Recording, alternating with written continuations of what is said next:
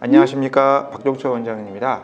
이번 시간에는 양악수술 환자분 중 턱이 상대적으로 후방에 위치한 하악 후퇴증 환자, 이른바 무턱 환자에 대하여 제가 수술 계획 수립 시 고려하고 있는 점을 말씀드리고자 합니다. 무턱 환자분은 주걱턱 환자에 비하여 다음과 같은 특징이 있습니다. 우선 턱 관절이 유동적이라는 것입니다. 여러분들 턱을 한번 이렇게 뒤로 한번 젖혀 보십시오. 그러면 아마 앉아있을 때보다 아래 치아가 더 후방으로 이동된 상태로 위치와 닿는 것을 확인할 수 있을 것입니다. 이러한 차이가 무턱 환자에서는 보다 확연한 것이죠. 이러한 차이를 의학용어로 COCR 디스크레펀시라고 합니다. 다시 말해서 무턱 환자는 평상시 가두 운동의 회전 중심과 모든 근육이 이완된 수술장에서의 수술의 기준이 되는 가두 운동 회전 중심의 차이가 있다는 것입니다. 실제 CR, CO 디스크레펀시의 차이입니다.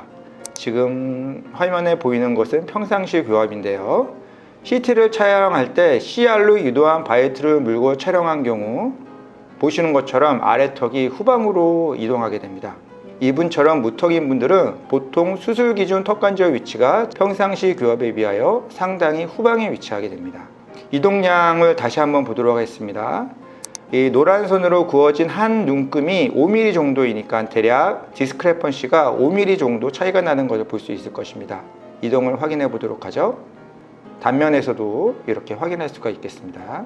턱관절도 한번 보도록 하겠습니다. 보시는 것처럼 가두가 후방으로 많이 움직이는 것을 보이실 수 있을 겁니다. 이렇게 유동적인 턱관절을 가진 환자에서 수술 직후에 턱관절을 어디에 두는 것이 맞는 것인지에 대해서는 일반적으로 제가 이 동영상에서 정의내린 CR의 개념, 즉 최후방 가두회전 중심 위에 위치하는 것이 적당하다고 받아들여지고 있습니다. 하지만 이것이 과연 생리적인 위치인지에 대해서는 많은 무턱 환자분들이 평상시 교합, 즉 CR 이외의 상태에서도 잘 적응하고 있으므로 이 개념은 좀 더 연구되어져야 할 것으로 보입니다. 무턱 환자에서 두 번째 고려사항은 다음과 같습니다. 무턱 환자분들 중에는 특히 저작근이 약한 경우가 많습니다. 제 경험상 안전된 경합을 이루기 위해서는 턱관절의 위치만큼이나 근력이 중요하였습니다. 마침 개방교합을 근력 강화만으로 수술 없이 개선한 분이 계셔서 소개해드려 보도록 하겠습니다. 사진에서 보시는 것처럼 개방교합을 개선하기 위해서 처음에 양악을 원하셨던 분입니다. 그런데 저작근 촉진 결과 해당 부위에 근육의 활성이 전혀 없어서 우선 근력이 강화되는 것을 보고 수술 여부를 결정하고자 추천드렸던 분입니다. 처음 내원 시의 모습이고요. 그리고 1년 8개월 후에 오셨을 때는 보시는 것처럼 개방교합이 아무런 조치도 없이 개선된 것을 확인해 볼 수 있습니다. 동일한 환자의 CT 단면을 통해 개방교합이 개선된 이유도 보다 구체적으로 확인해 볼 수 있습니다.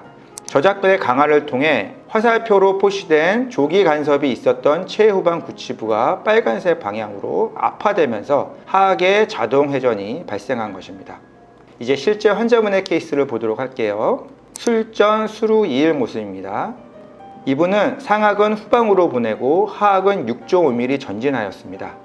사각턱은 비대칭 개선이 위하여 노란색 화살표처럼 우측만 제한적으로 시행하였습니다.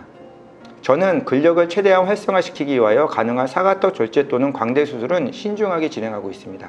단면에서도 모습을 보여드리도록 하겠습니다. 보시는 것처럼 대략 6.54mm 정도 하악이 전체적으로 전방으로 나온 것을 확인할 수 있습니다. 술전 수루 7개월 비교를 해보도록 하겠습니다.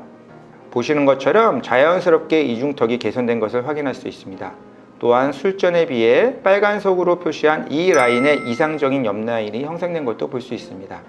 또한 좌측으로 치우쳤던 비대칭이 개선된 것도 확인해 볼 수 있습니다. 연조직 영상에서도 보다 심미적으로 안모가 바뀐 것을 확인할 수 있습니다. 마지막으로 인상 사진을 보겠습니다. 보시는 것처럼 입꼬리의 비대칭도 개선되면서 심미적으로 안모가 많이 개선된 것을 확인해 볼 수 있습니다. 지금까지 무턱 환자 수술 시 제가 고려하고 있는 두 가지 상황에 대하여 말씀드렸습니다. 첫 번째는 수술의 기준이 되는 과도 위치를 확인하는 과정을 거치고 있다는 점, 두 번째는 근력을 강화시키는 방향으로 수술 계획을 수립하고 있다는 점입니다. 끝으로 임상사진 공개를 허락해 주신 환자분께 다시 한번 감사드립니다. 감사합니다.